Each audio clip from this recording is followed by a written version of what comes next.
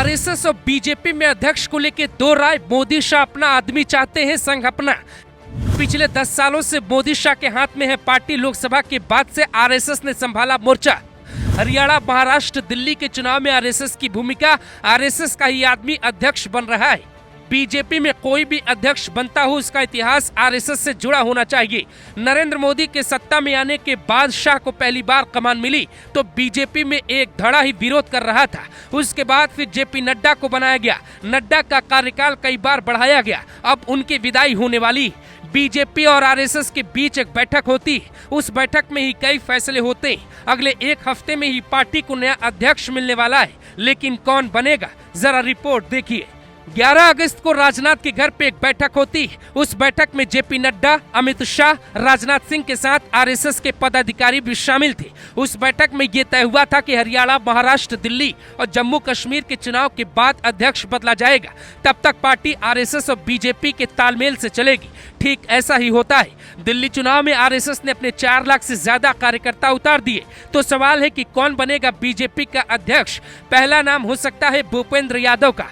BJP के सामने अभी सबसे बड़ा राज्य है यूपी। यूपी में यादवों की सियासत के लिए अखिलेश यादव का कद बड़ा है, इसीलिए बीजेपी भूपेंद्र यादव को उतार सकती है। वो कौन है, थोड़ा जान लीजिए। भूपेंद्र यादव मोदी शाह के खास है। आरएसएस में पैठ भी ठीक है। 55 साल के भूपेंद्र को 25 साल का अनुभव है। 2010 में बीजेपी में नेशनल सेक्रेटरी बने और 2014 में जब मोदी प्रधानमंत्री का चुनाव लड़ रहे थे तब भूपेंद्र यादव को जनरल सेक्रेटरी बनाया गया। ये पद पार्टी में ऐसा होता है जिसपे कोई आरएसएस का व्यक्ति ही बैठ सकता है।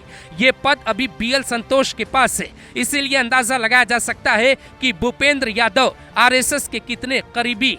कई लोग दावा कर रहे हैं कि अनुराग ठाकुर भी अध्यक्ष हो सकते हैं। बीजेपी ने ठाकुर जाति से आने वाले राजनाथ सिंह को भी लोकसभा चुनाव 2014 से पहले पार्टी की कमान सौंपी थी। हालांकि तब यूपी का कोई सीएम नहीं था। आज यूपी जैसे बड़े राज्य के सीएम भी ठाकुर जाति से आते हैं, इसीलिए दावेदारी कर सकती है। नड्डा भी हिमाचल से आते हैं, इसीलिए अनुराग को अध्यक्ष बनाया जाएगा। इस बात की संभावनाएं कम है। दावेदारी में धर्मेंद्र प्रधान का नाम भी है। इनके नाम पे फैसला हो सकता है। ओडिशा में सरकार बनाने में बड़ा रोल निभाया। ओबीसी चेहरा है। 14 साल के थे तभी से संगठन और पार्टी से जुड़ गए। मोदी की पहली पसंद माने जाते हैं। आरएसएस में भी पकड़ ठीक है।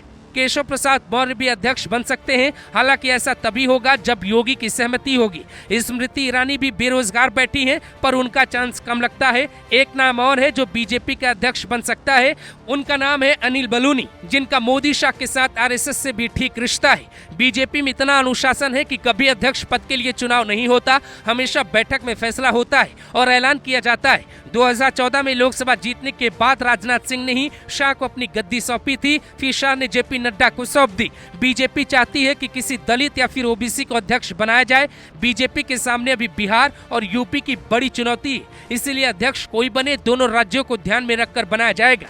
कहा जा रहा है कि कार्यकर्ताओं की पार्टी में कम चलने लगी है, इसलिए पार्टी में अध्यक्ष वो होगा जो आरएसएस को पसंद होगा, मोदी को पसंद होगा, शाह की रणनीति में फिट होगा।